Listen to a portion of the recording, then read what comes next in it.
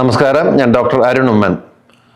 Multiple sclerosis നമ്മൾ പലരും കേട്ടിട്ടുള്ള ഒരു രോഗാവസ്ഥയാണ് മൾട്ടിപ്പിൾ സ്ക്ലിറോസിസ്. ഇപ്പം എന്താണ് ഈ മൾട്ടിപ്പിൾ സ്ക്ലിറോസിസ്?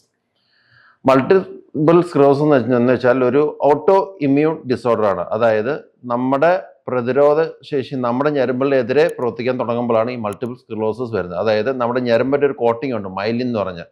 അപ്പം നമ്മുടെ ഇമ്മ്യൂൺ സിസ്റ്റം നമ്മുടെ മൈലിൻ കോട്ടനെ ഡാമേജ് ചെയ്യുമ്പം ഞരമ്പുകൾക്കുണ്ടാകുന്ന വളരെ പതുക്കെ ഒരു ഡാമേജിങ് അസുഖമാണ് മൾട്ടിപ്പിൾ സ്ക്ലിറോസിസ്. അപ്പോൾ അതിൻ്റെ സംഭവിക്കുന്നത് വെച്ച് കഴിഞ്ഞാൽ നമ്മുടെ തലച്ചോറിലേക്ക് നമ്മുടെ ശരീരത്തിലേക്ക് ഉണ്ടാകുന്ന ഞരമ്പിൻ്റെ കണക്ഷനിൽ ആ കമ്മ്യൂണിക്കേഷനിലൊക്കെ ഒരുപാട് പ്രശ്നങ്ങൾ വരുന്നു.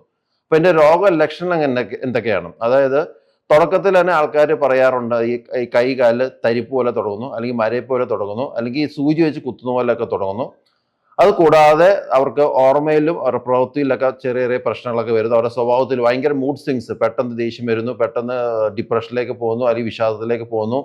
പിന്നെ അവർക്ക് നടക്കുന്നതിലൊക്കെ കുറച്ച് കോർഡിനേഷൻ പ്രശ്നങ്ങളൊക്കെ വരുന്നു. അങ്ങനെ ഭയങ്കര സ്വഭാവത്തിലേക്ക് ഒരുപാട് പ്രശ്നങ്ങൾ വരുന്നു. പിന്നെ യൂറിൻ കൺട്രോളിലൊക്കെ പ്രശ്നങ്ങൾ വരുന്നു. അങ്ങനെ പല രീതിയിലുള്ള രോഗലക്ഷണങ്ങൾ മൾട്ടിപ്പിൾ സ്ക്ലിറോസിസിൽ കാണാം. അപ്പം മൾട്ടിപ്പിൾ സ്ക്ലിറോസിസ് എന്ന് വെച്ച് കഴിഞ്ഞാൽ അത് നമ്മൾ പറഞ്ഞ പോലെ തന്നെ ഒരു സെൽഫ് ഡിസ്ട്രക്റ്റ്, അല്ലെങ്കിൽ നമ്മുടെ ബോഡിയുടെ ആന്റിബോഡി തന്നെ സ്വയം നമ്മുടെ ഞരമ്പിലെ ഡിസ്ട്രോയ് ചെയ്യുന്ന ഒരു അസുഖമാണ്. അപ്പം അതിൻ്റെ രോഗനിർണയം അല്ലെങ്കിൽ ഡയഗ്നോസ് എങ്ങനെയാണെന്ന് വെച്ച് കഴിഞ്ഞാൽ നമുക്ക് MRI സ്കാൻ വരെ, പിന്നെ നട്ടലിൽ നിന്ന് വെള്ളം കുത്തിയെടുത്ത് പരീക്ഷിക്കുന്നതിലൂടെയും, പിന്നെ നെർവ് കണ്ടക്ഷൻ സ്റ്റഡി, അതായത് ഞരമ്പിൻ്റെ ഒരു ടെസ്റ്റാണ് നെർവ് കണ്ടക്ഷൻ സ്റ്റഡി, അതിലൂടെയും നമുക്ക് ഇതിൻ്റെ ഡയഗ്നോസിലേക്ക് എത്താം. അപ്പോൾ ഇതിൻ്റെ രീതി എങ്ങനെയാണ്? അതായത് വളരെ പതുക്കെ പ്രോഗ്രസ് ചെയ്യുന്ന ഒരു അസുഖമാണ് മൾട്ടിപ്പിൾ സ്ക്ലിറോസിസ്. തുടങ്ങിക്കഴിഞ്ഞാൽ കുറേ നാളത്തേക്ക് നീണ്ടു നിൽക്കും.